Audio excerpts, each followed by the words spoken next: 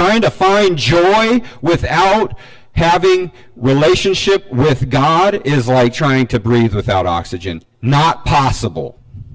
It is absolutely not possible. Not when we see what the biblical definition for joy is. The author of Psalm 16 writes, "You make known to me the path of life. In your presence there is fullness of joy. At your right hand are pleasures forevermore." On the path of life, pleasures and joy are found in God's presence, in being with God. You could say it another way. It's in knowing that you are right and one with God. That is where joy is. I believe that's what made Eden so wonderful. I don't think it was that it was a sinless place, that it was pristine and beautiful, and that there was abundance. I think those things were great, and I think those things were pleasurable. But I think that it was because God was present and walking with man in the cool of the day. That is what was lost. Intimacy with the Creator. Intimacy with the one who created the soul. Like a dog chasing its tail, mankind cannot stop pursuing power, pleasure, purpose. It's like there's this deep sense that everybody knows something's not right, and if I just get something, then maybe it'll be all right. There is no all right outside of God.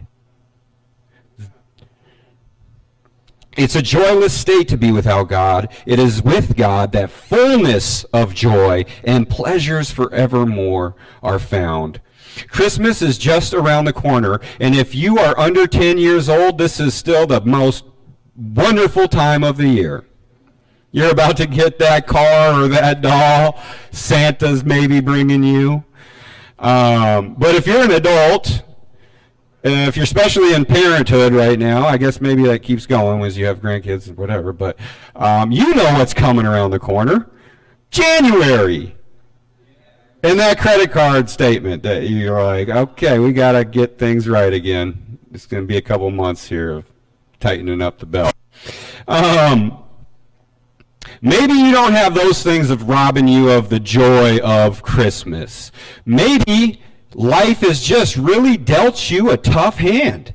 And the season where everything's supposed to be jolly just does not have that. It has the opposite effect. Maybe there are loved ones that had been there this time of the year that are not there now. And maybe this is a really sad time. Does not matter what stage of life we're in, does not matter what our circumstances are, we can still have joy, because joy is not based on those circumstances. Joy is based on the fact that we are right with God and one with God. That is where joy exists, and we can have that at any moment of the day. That's why Jesus is so important. He made us one with God again. What was lost in the garden was brought back into reality because of Jesus. That's why he died on the cross, so that he could reconcile man and God. He was the mediator, the new covenant. There's a covenant that can never be broken, can never be taken away to those who have faith in God. And that means we are one with God again, and all is right.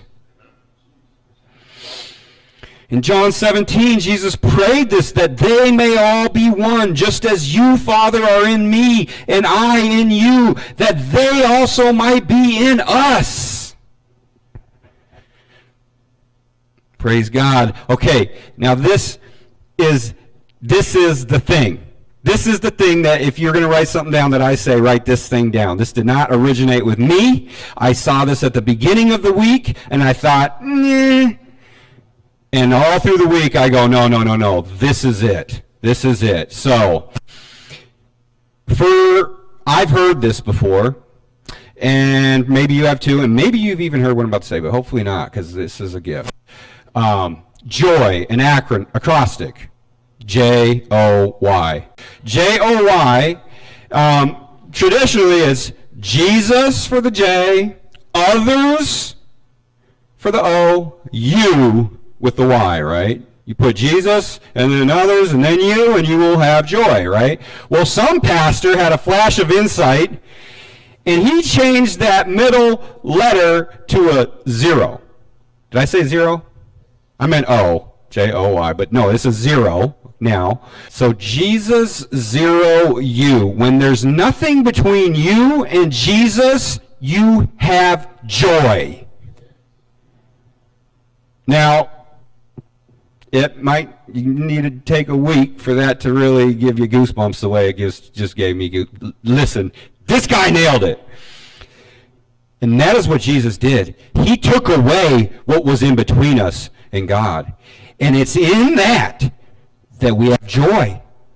He made us one with God. There's nothing in between us.